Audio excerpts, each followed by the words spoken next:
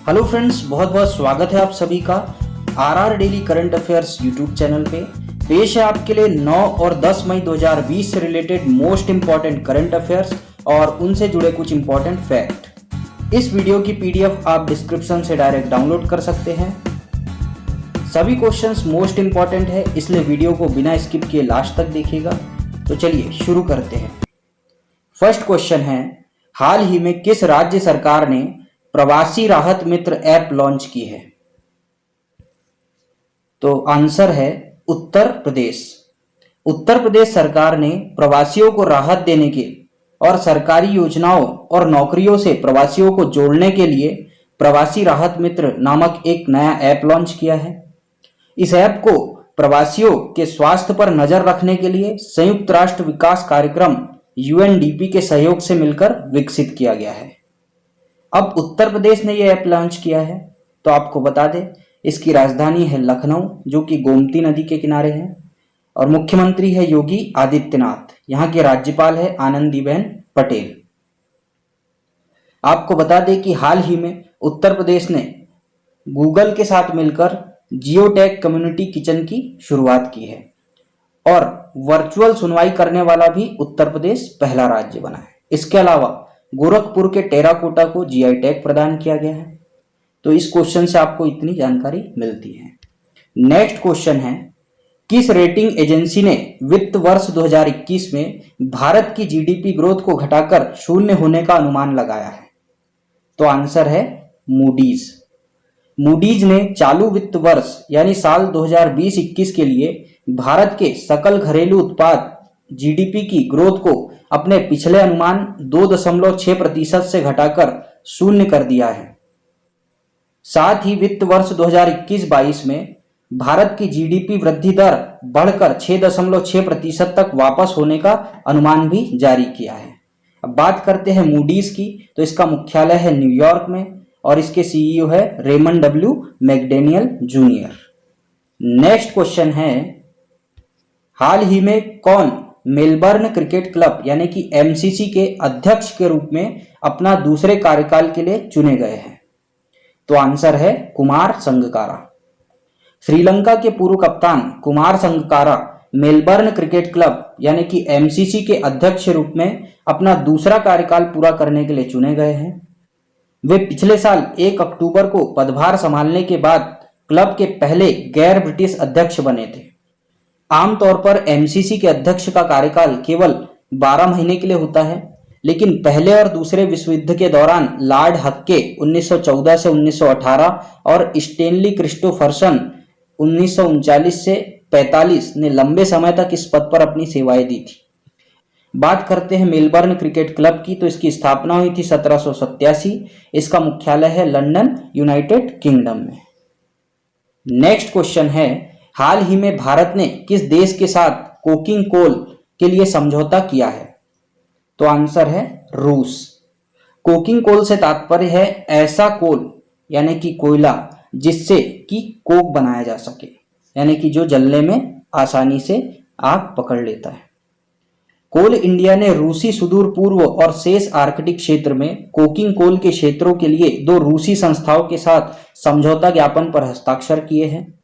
पहला समझौता रूस की far eastern agency for attracting investments and supporting exports FEAAISE संस्था के साथ किया गया है, जबकि दूसरा रूस के फेडरेशन की ईस्टर्न माइनिंग कंपनी FEMC के साथ रूसी सुदूर पूर्व खनन क्षेत्र में परस्पर निर्भर निवेश के अवसरों की खोज, पहचान, स्रोत, बातचीत और उपभोग के लिए हस्ताक्षर किया गया है। अब कोल इंडिया की बात करें तो इसका मुख्यालय है कोलकाता में। इसके सीईओ है अनिल कुमार झा। वहीं रूस के साथ ये समझौता हुआ है, तो रूस की राजधानी है मॉस्को, राष्ट्रपति है व्लादिमीर पुतिन और मुद्रा है रशियन रूबल। यहाँ की संसद को कहा जाता है ड्यूमा। और आपको बता दें कि विश्व का पहला तैरता परमाणु रिएक्टर रूस ने ही विकसित किया है, जिसका नाम है एकेडमिक लोमोनोसोव। नेक्स्ट क्वेश्चन है, हाल ही में किसके द्वारा भारत को कोविड-19 के लिए $500 मिलियन का ऋण देने की घोषणा की गई है? तो आंसर है AIIB यानी कि Asian infrastructure investment bank AIIB ने भारत को कोविड-19 आपातकालीन प्रक्रियाओं के लिए $500 मिलियन ऋण देने की मंजूरी दी है।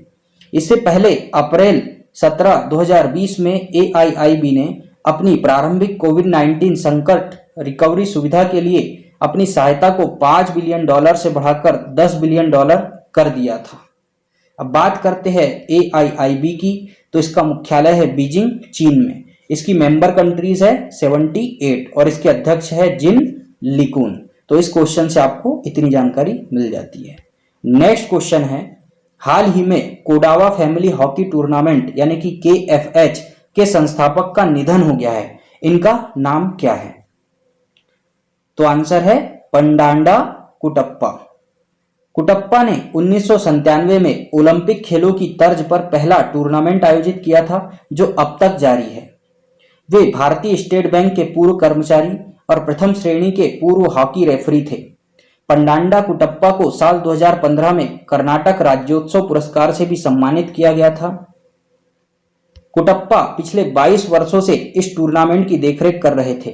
कर्नाटक में हर साल कोडावा फैमिली हॉकी टूर्नामेंट आयोजित किया जाता है, जिसमें 250 से ज्यादा फैमिलीज अपनी टीमों को भेजती है। अब बात करते हैं कर्नाटक की, तो राजधानी है बेंगलुरु, मुख्यमंत्री है BS येदियुरप्पा और राज्यपाल है वजुभाई वाला। नेक्स्ट क्वेश्चन है, ट्राइफेड ने किसके साथ जनजातीय उद्यमों को बढ़ावा देने के लिए समझौता किया है? तो आंसर है आर्ट ऑफ लिविंग यानी कि AOL। जनजातीय कार्य मंत्रालय के अंतर्गत tribal cooperative marketing development federation of India यानी कि ट्राइफेड और आर्ट ऑफ लिविंग यानी कि AOL ने जनजातीय उद्यमों को बढ़ावा देने के लिए प्रत्येक संगठन के विशिष्ट कार्यक्रमों में सहयोग प्रदान करने के लिए एक समझौता ज्ञापन पर हस्ताक्षर किए हैं। इस समझौते के तहत आर्ट ऑफ लिविंग फाउंडेशन ने जरूरतमंद जनजातीय कारीगरों को निशुल्क राशन किट्स उपलब्ध कराने पर सहमति व्यक्त की है। आपको बता दें, जनजातीय मामलों के मंत्री अर्जुन मुंडा है, वहीं जनजातीय मामलों के मंत्रालय में राज्य मंत्री रेणुका सिंह सरूता है। अब बात करते हैं आर्ट ऑफ लिविंग की, तो इसके संस्थापक है श्री C रविशंकर। स्थापना हुई थी 1981 में और इसका मुख्यालय है बेंगलुरु में। नेक्स्ट क्वेश्चन है, हाल ही में किस राज्य में पान मसाला को 1 साल के लिए बैन कर दिया है? तो आंसर है झारखंड। झारखंड सरकार ने राज्य में पान मसाला के 11 ब्रांडों पर 1 साल का प्रतिबंध लगाने का फैसला किया है। इस आदेश को राज्य में खाद्य सुरक्षा आयुक्त नितिन कुलकर्णी द्वारा पारित किया गया है। आपको पता होना चाहिए कि कोरोना महामारी के चलते सार्वजनिक स्थानों पर पान गुटखा खाकर थूकने पर भी प्रतिबंध लगाया गया है, क्योंकि ये जो कोविड-19 का वायरस है ये मुंह से निकलने वाले ड्रॉपलेट्स के जरिए भी फैलता है। अब बात करते हैं झारखंड की, तो झारखंड की राजधानी है रांची। यहाँ के मुख्यमंत्री है हेमंत सोरेन और यहाँ की राज्यपाल है द्रौपदी मुर्मू। नेक्स्ट क्वेश्चन है, ICMR ने कोविड-19 टेस्टिंग किट की डिलीवरी किसके सहयोग से करने की घोषणा की है? तो जो ICMR है वो कोविड-19 टेस्टिंग किट की डिलीवरी भारतीय डाक के सहयोग से करने वाली है। भारतीय आयुर्विज्ञान अनुसंधान परिषद यानी कि Indian council of medical research, जिसे कि हम ICMR कहते हैं, ने अपनी कोरोना वायरस कोविड-19 टेस्टिंग किट की डिलीवरी के लिए भारतीय डाक सेवा के साथ करार किया है। ये किट ICMR के 16 क्षेत्रीय डिपो से देश भर में कोरोना वायरस टेस्टिंग के लिए चुनी गई अतिरिक्त 200 प्रयोगशालाओं में पहुंचाई जाएगी। बात करते हैं ICMR की, तो इसके महानिदेशक है बलराम भार्गव और इसका मुख्यालय है नई दिल्ली में। वहीं बात करें भारतीय डाक यानी कि इंडियन पोस्ट की, तो इसकी स्थापना हुई थी 1 अप्रैल 1854 और इसका मुख्यालय है नई दिल्ली में। नेक्स्ट क्वेश्चन है, हाल ही में किस राज्य सरकार ने सेवानिवृत्ति की आयु बढ़ाकर 59 वर्ष कर दी है? तो ऐसा करने वाला राज्य है तमिलनाडु, जिसने की सेवानिवृत्ति की आयु बढ़ाकर 59 वर्ष कर दी है। तमिलनाडु सरकार ने सरकारी कर्मचारियों, शिक्षकों और सार्वजनिक क्षेत्र की इकाइयों में काम करने वाले कर्मचारियों की सेवानिवृत्ति की आयु को 58 वर्ष से बढ़ाकर 59 वर्ष कर दिया है। इस फैसले के बाद जो लोग इस साल 31 मई को सेवानिवृत्त होने वाले थे वे अब 31 मई 2021 को सेवानिवृत्त होंगे। अब ये डिसीजन लिया है तमिलनाडु ने, तो आपको पता होना चाहिए तमिलनाडु की राजधानी है चेन्नई, मुख्यमंत्री है एनापट्टी के पलानी स्वामी और यहाँ के राज्यपाल है बनवारीलाल पुरोहित। नेक्स्ट क्वेश्चन है, हाल ही में देश भर में महाराणा प्रताप की कौन सी जयंती मनाई गई है? तो आंसर है 480वीं। उनका जन्म 9 मई 1540 में हुआ था। हर साल 9 मई को यह जयंती मनाई जाती है।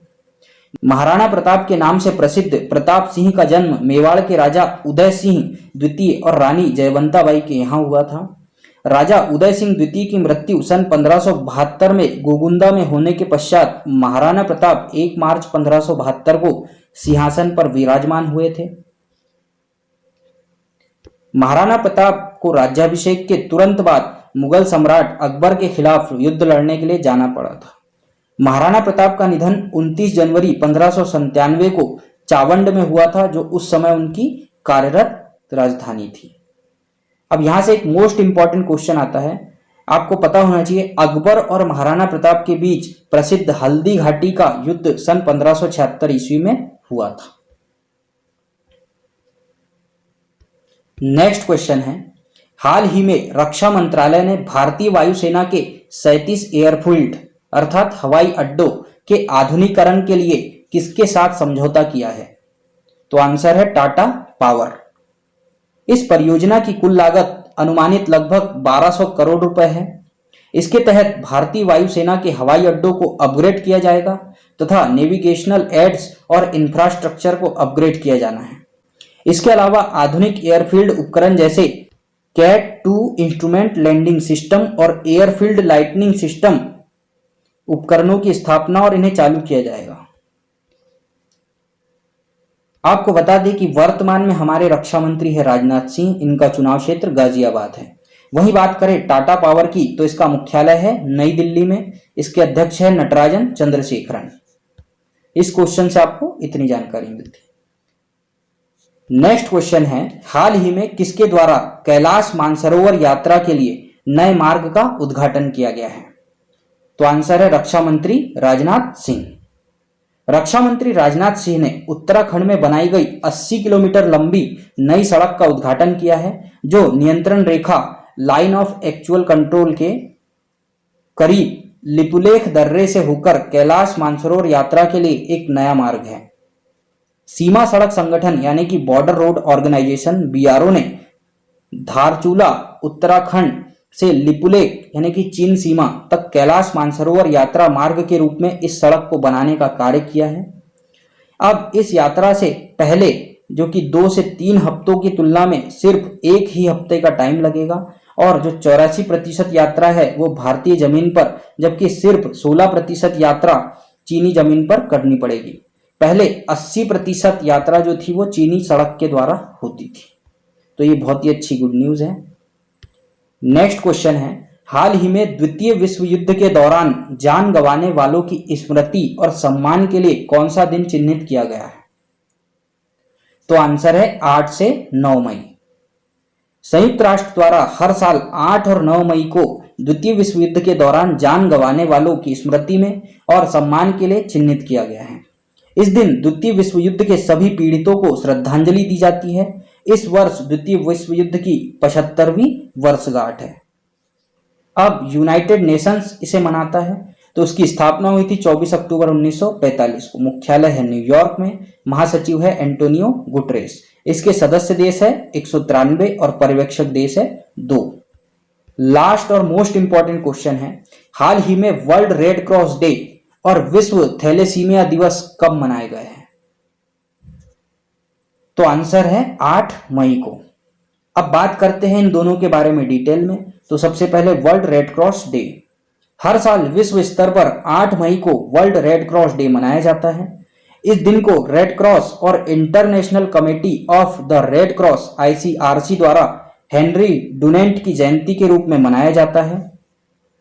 यह दिन उन लोगों को समर्पित है जो भोजन की कमी, विभिन्न प्राकृतिक आपदाओं और युद्ध सहित किसी महामारी से पीड़ित होते हैं। हेनरी डुनंट ने साल 1863 में स्विट्जरलैंड के जिनेवा में रेड क्रॉस कमेटी इंटरनेशनल की स्थापना की थी। उन्हें शांति का नोबेल पुरस्कार भी मिला था।